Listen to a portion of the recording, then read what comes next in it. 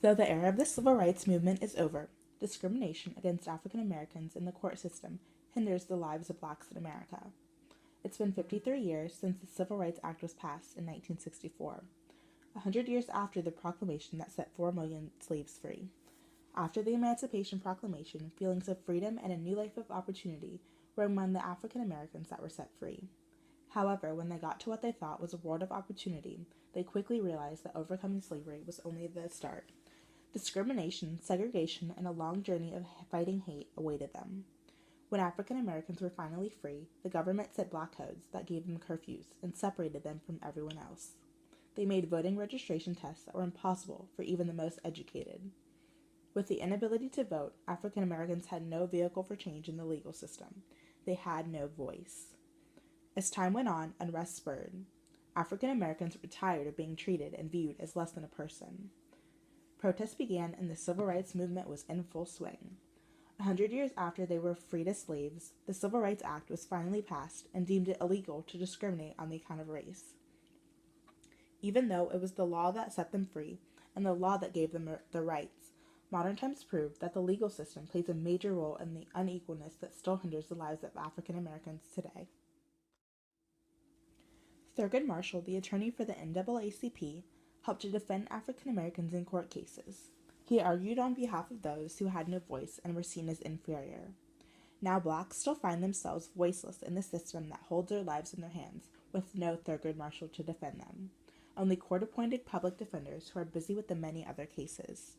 According to TheGuardian.com, during a lawsuit in Washington state, it emerged that publicly appointed defense attorneys were working less than an hour per case. How can we ensure that all people receive equality and justice if the people who are supposed to be advocating for them are overwhelmed with the many other cases they have? In a survey about racial inequality in the legal system, I found that 22.2% of people believed that African Americans were more likely to commit a crime than any other race.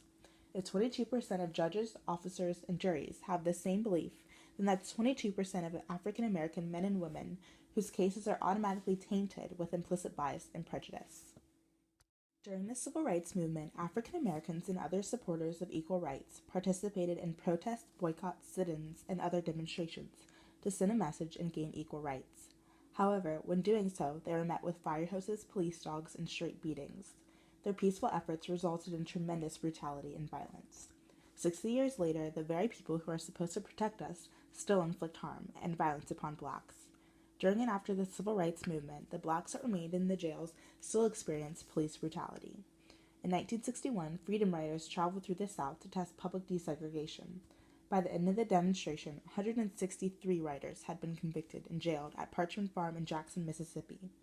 According to NewWorldEncyclopedia.com, a civil rights lawyer, Roy Harper, began to take statements from Parchman inmates, which became 50 pages of accounts of murders, rapes, beatings, and other abuses suffered by the inmates from 1969 to 1971.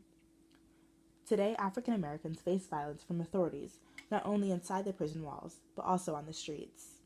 News stories about police brutality and shootings have become the norm.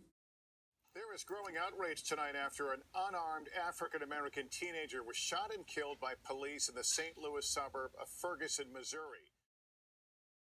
Hundreds of names make up the list of innocent African Americans killed by police. Trayvon Martin, Michael Brown, Eric Garner, Alton Sterling. All names that made the news for their tragic police-caused death. However, these aren't the only ones. Missed it. There was another one yesterday. Baton Rouge, Louisiana, and Falcon Heights, Minnesota. 2 videos in 2 days of police fatally shooting 2 black men who, when you watch the video, did nothing to warrant them losing their lives. These are the people that have lost their lives at the hands of police this year.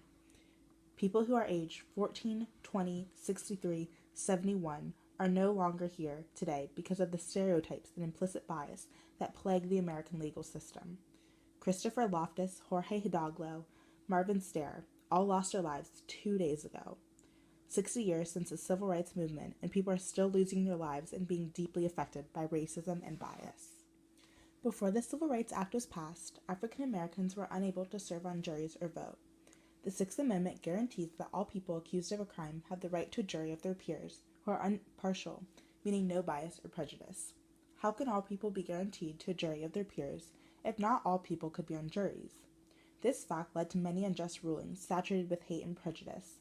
The trial of the Scottsboro boys led to 9 boys being accused and convicted of rape, based on the unspoken fact that they are black and the supposed victims were white.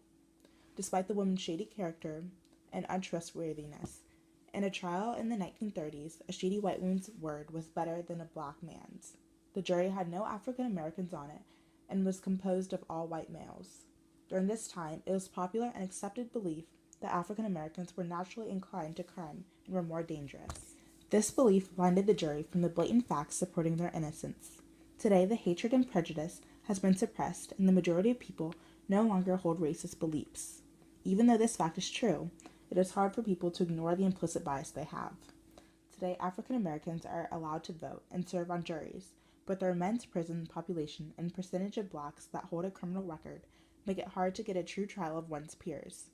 Because 1 in 3 African American men will go to prison at some point in their life, that is 1/3 of the possible jurors that can give African American defendants a fair trial.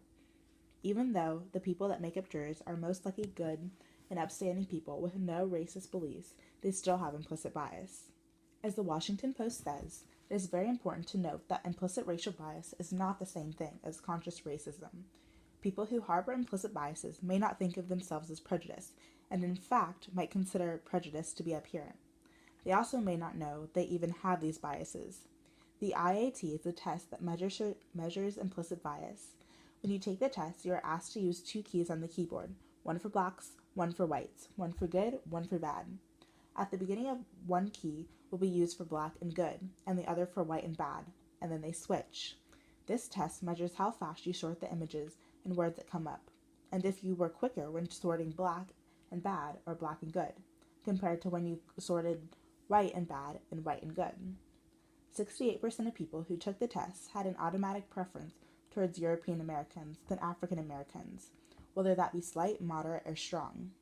If 68% of people are quicker to identify African Americans with bad, weapons, and violence, then that means that in the courtroom, a jury with the same implicit bias would be quicker to convict an African American defendant than a white, just based on their race. Discrimination goes beyond the police brutality and implicit bias that affects the courtroom. It also is prevalent in the American prison system. 1 in every 10 black males in their 30s is incarcerated on any given day. That's 10% of fathers, husbands, brothers, friends, and sons who are away from their loved ones. According to the International Business Times, blacks are 5.1 more times likely to be incarcerated than whites. Obviously, if you commit the crime, it's important that one is punished. However, why are blacks more likely to be convicted and given longer sentences than whites for the same crimes? During the Civil Rights Movement, jail cells were crammed with African American protesters and demonstrators. During the movement, 2,500 people were arrested and jailed. Today, there are 2.3 million African Americans in prison. That's 34% of Americans' prison population. Why is it that blacks make up 34% of the prison population, but only 13.3% of the American population? One major cause of this is the war on drugs. Some even refer to the war on drugs as the new Jim Crow. Jim Crow laws established that blacks were inferior and separated them from others. The war on drugs has underlying racial disparities that make it comparable to the Jim Crow era. Whites were given privileges and better circumstances than blacks. According to the NAACP, African Americans and whites use drugs at similar rates, but the imprisonment rate of African Americans for drug charges is almost 6 times that of whites. Why is it that blacks serve longer sentences than whites for the same crimes? According to the American Civil Liberties Union, sentences imposed on black males in the federal system are 20% longer than those imposed on white males convicted of similar crimes. That's 20% more time that African American fathers are away from their sons. Not having a father in the house can dramatically impact kids, and they are more likely to act out and resort to a life of crime. It's a vicious cycle that the American legal system isn't helping, and if anything, is making it worse.